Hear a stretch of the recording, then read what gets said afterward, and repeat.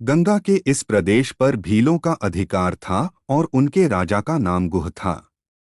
एक लोकप्रिय एवं सशक्त शासक होने के साथ ही साथ गुह राम का भक्त भी था।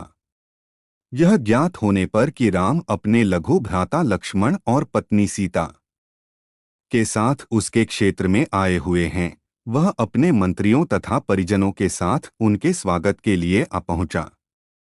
भीलराज गुह को देखकर राम स्वयं आगे बढ़े और उनसे गले मिले।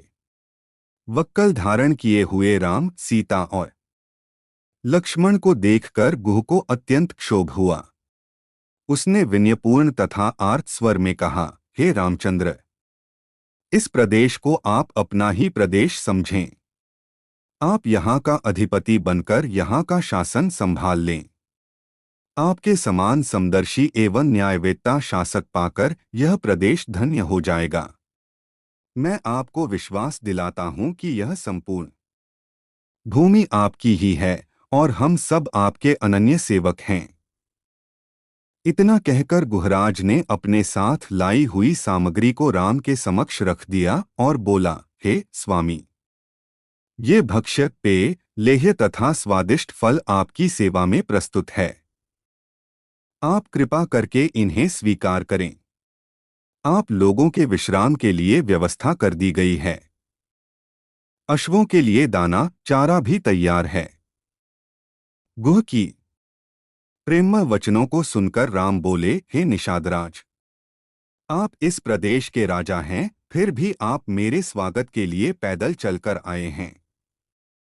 मैं आपकी जितनी प्रशंसा करूं कम है। आपने दर्शन देकर हम लोगों को कृतार्थ कर दिया है।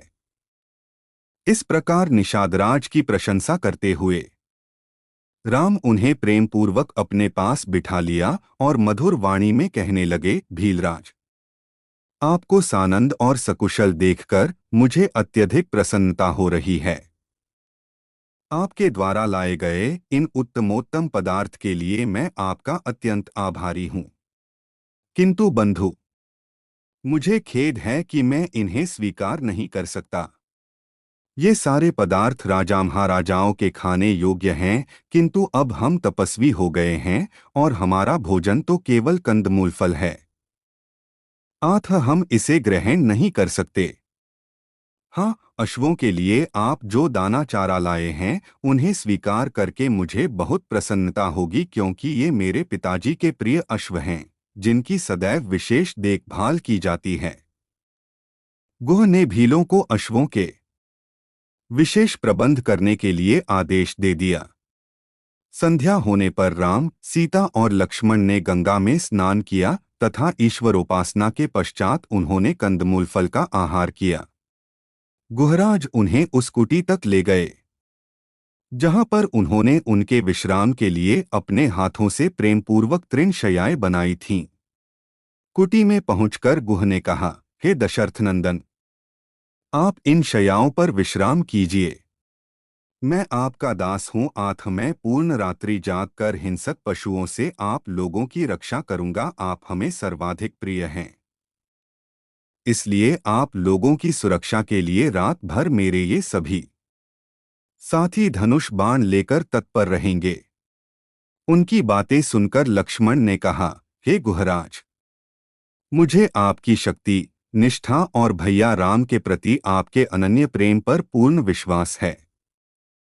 निःसंदेह आपके राज्य में हमें किसी प्रकार की विपत्ति की आशंका नहीं हो सकती, किंतु मैं भैया राम का दास हूँ, आथ मैं इनके बराबर में सो नहीं सकता। मैं भी रात भर आपके साथ पहरा देकर अपना कर्तव्य पूरा करूंगा।